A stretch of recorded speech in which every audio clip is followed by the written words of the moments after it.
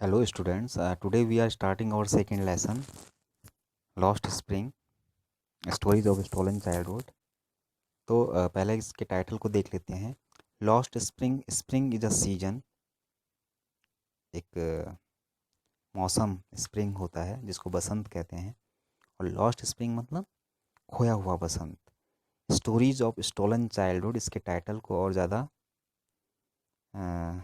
Express करता है।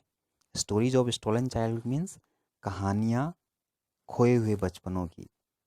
तो बचपन जो स्प्रिंग है, स्प्रिंग इज़ अ मेटाफर जो चाइल्डहुड के लिए यूज़ हुआ है, कि स्प्रिंग को चाइल्डहुड समान बताया गया है। कि जो चाइल्डहुड होता है, जैसे एक मनुष्य के जीवन में जो चाइल्डहुड होता है, childhood it is a golden period of man's life.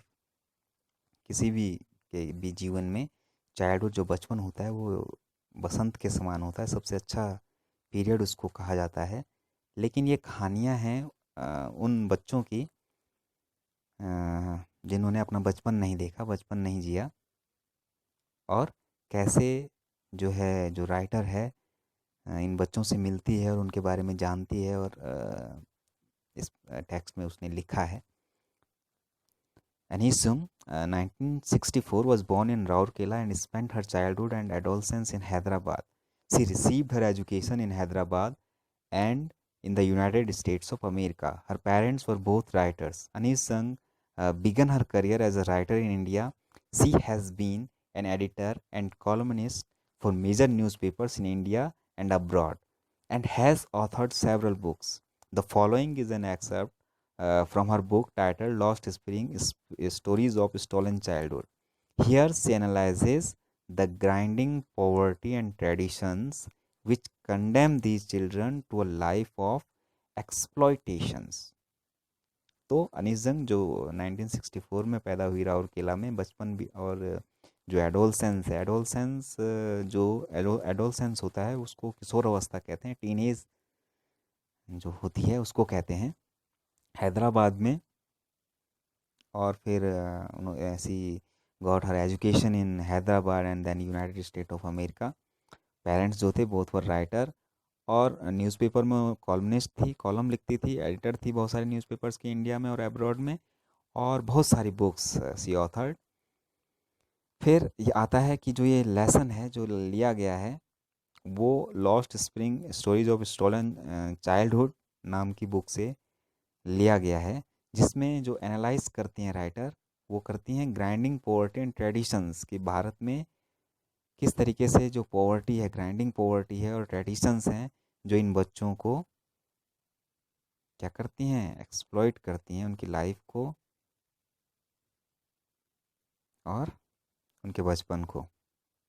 तो हियर आर सम एक्सप्रेशंस और phrases which are used in the text, like looking for or slog their daylight hours, roof over his head, perpetual state of poverty, dark hutments impose the baggage on the child।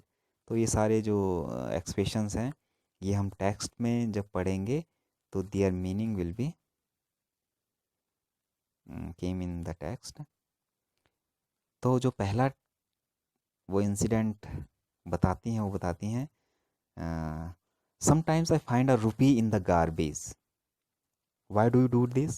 I asked Sahib, whom I encounter every morning scrounging for gold in the garbage dumps of my neighborhood.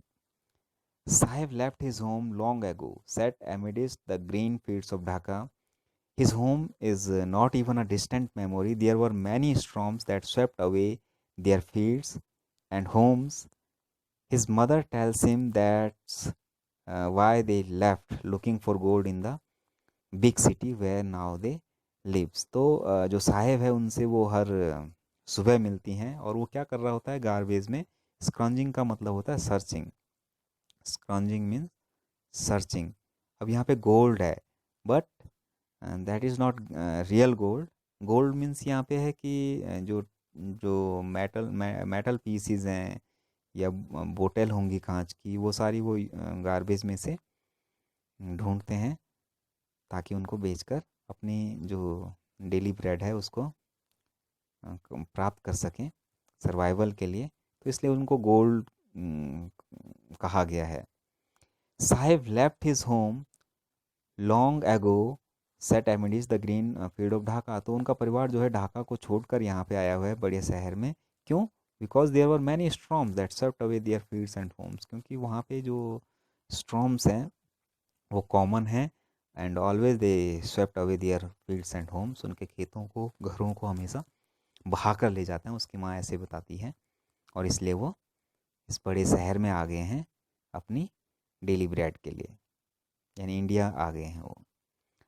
I have nothing else to do, he mutters, looking away. Go to school, I say glibly, realizing immediately how hollow the advice must sound.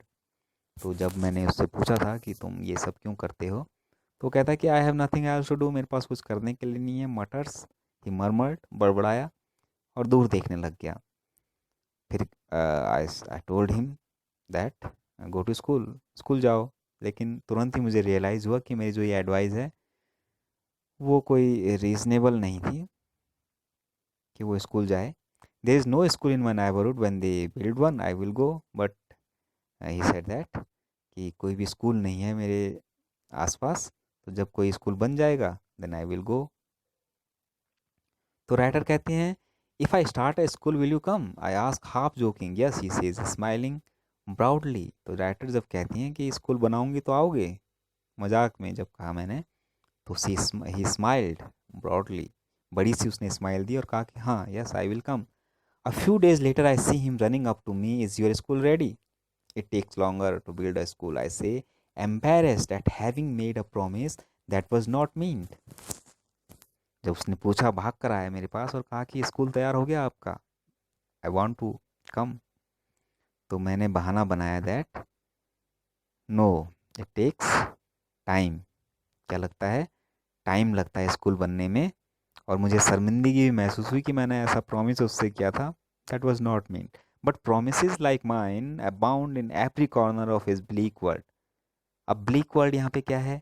Bleak world means कि जो क्या है, जो संसार था उनका, वो bleak था। ब्लीक मतलब नीरस संसार, वेयर इज़ नो होप, जहाँ की कोई कोई आशा नहीं थी। तो ऐसे प्रोमिस जो है उनके जीवन में हमेशा ही किए जाते होंगे उनसे। After months of knowing him I ask him his name, Sahib Alam, he announces. He doesn't know what it means. If he new it's meaning, Lord of universe, he would have a hard time believing it. और जब काफ़ी महीने मैंने उसको जाना, उससे नाम पूछा, तो उसने कहा कि साहिब आलम, लेकिन वो इसका मतलब नहीं जानता था। अगर वो इसका मतलब जानता कि साहिब आलम का मीन होता है लॉर्ड ऑफ यूनिवर्स, सारे संसार का स्वामी, तो he would have a hard time to believing it. तो उसको अपने नाम पे विश्वास नहीं होता। Unaware of what his name represents, he roams the street with his friends, an army of barefoot boys who appear like the morning birds and disappear at noon. Over the months, I have come to recognize each of them. तो बिना इस बात से awareness के कि उसके नाम का मतलब क्या है, he roams the street. Roams the street means कि वो क्या करता था, गलियों में घूमता था अपने दोस्तों के साथ में। और दोस्त कैसे? एन आर्मी ऑफ बैर फिटेड। आर्मी ऑफ बैर फिटेड का मीन्स होता है कि क्या, एक ऐसी फौज जो कि नंगे पैर भागती थी गलियों में शहर के। और सुबह वो आते थे like birds and disappear at noon, और दिन में गायब हो जाते थे। और काफ़ी महीनों के बाद I come to recognise each of them, मैं उनमें से प्रत्येक को पहचाने लगी। Why are not you wearing chappals? I asked one. My mother did not bring them down from the shelf, he answered simply. क्यों चप्पल नहीं पहनी है? क्योंकि माँ सेल्फ से नहीं उतारती है, उनमें से एक ने कहा। Even if she did throw them off, adds another who is wearing shoes that do not match. तो दूसरा कहता है अगर माँ उतारेगी भी इसकी सेल्फ से चप्पल तो वो उनको फेंक देगा, जिसने कि जो लड़का ये कमेंट कर रहा है वेयरिंग शूज, जूते पहने हुए हैं, but they do not match, लेकिन वो मैचिंग नहीं है। I want shoes. When I comment on it, he shuffles his feet and says nothing. अपने जूतों को सफल करता है और कुछ नहीं कहता जब मैंने कमेंट किया उन पे। आई वॉन्ट शूज, सेज अनदर। एक लड़का कहता है कि मुझे जूते चाहिए। Who has never on a pair all his life, जिसको कि जीवन में कभी भी जूतों का एक जोड़ा भी नसीब नहीं हुआ था। Travelling across the country I have seen children walking barefoot in cities on village roads. तो जब मैं देश में घूमी जगह जगह ट्रैवल मैंने किया तो मैंने बच्चे देखे वॉकिंग बेयरफुट, वो नंगे पैर चलते थे सिटीज़ में, गाँवों में, सड़कों पर। It is not lack of money but a tradition to stay barefoot, it is one explanation. और उसकी एक एक्सप्लेनेशन ये दी जाती है, इस तरीके से उसको एक्सप्लेन किया जाता है कि उनके पास पैसे हैं, उनके पास पैसों की कमी नहीं है। नॉट लैक ऑफ मनी यानी पैसों की कमी के कारण वो बेयरफिटेड नहीं रहते, बल्कि किस कारण रहते हैं, लेकिन उनकी ट्रेडिशन ऐसी है, ऐसी उनकी ट्रेडिशन है बेयरफिटेड रहना, परंपरा है उनकी। I wonder if this is only an excuse to explain away a perpetual state of poverty. Perpetual state of poverty का मीन्स होता है a continuous state of poverty. Perpetual मतलब द लॉन्ग स्टेट, यानी कॉन्टिन्यूस स्टेट, जो लगातार चली आ रही स्थिति है उनकी गरीबी की, वही चली आ रही है। तो इसको एक्सप्लेन इस तरीके से किया जाता है कि they have a tradition to remain barefooted. Okay, then I remember a story a man from Udupi once told me. तो मुझे एक कहानी याद आती है जो उदीपी से आए हुए एक व्यक्ति ने मुझे बताई थी। As a young boy he would go to school past an old temple where his father was a priest. He would stop briefly at the temple and pray for a pair of shoes. एक वो कहानी सुनाता है कि जब मैं छोटा बच्चा था तो मैं स्कूल जाता था जो कि मंदिर के पास था, और उसके पिताजी वहाँ पे पैरिस्ट थे, पुजारी थे। तो मैं वहाँ पे थोड़े समय के लिए रुकता था टेम्पल पे and pray for a pair of shoes, और एक जोड़ी जूते के लिए प्रे करता था, प्रार्थना करता था। 30 years later I visited his town and the temple which was now drowned in an air of desolation. तो जब मैं 30 साल बाद उसी गांव में गया, उस टेम्पल में, उस मंदिर में, जो कि अब drowned in an air of desolation का मतलब होता है जो एकदम डिसोलेट हो गया है, उजड़ गया है। इन द बैकयार्ड, लेकिन उसके पीछे, where live the new priest, जहाँ के एक नया पुजारी रहता है, there were red and white plastic chairs. अब वहाँ पे प्लास्टिक की चेयर लगी हुई हैं, लाल और सफ़ेद कलर की। And young boy dressed in a grey uniform wearing socks and shoes arrived painting and threw his school bag on a folding bed. Looking at the boy, I remembered the prayer another boy had made to the goddess when he had finally got a pair of shoes. और उस जो लड़का वहाँ पे आया, छोटा लड़का जो कि ड्रेस्ड अप है, यूनिफॉर्म पहनी हुई है, सॉक्स पहने हुए हैं, शूज़ पहने हुए हैं, अराइव्ड पैंटिंग, पैंटिंग मतलब जब स्कूल से आते हुए, पैंटिंग मतलब होता है हैवी थिंग, जोर जोर से सांसें ले रहा था, अपने बैग को फोल्डिंग बेड पे फेंकता है।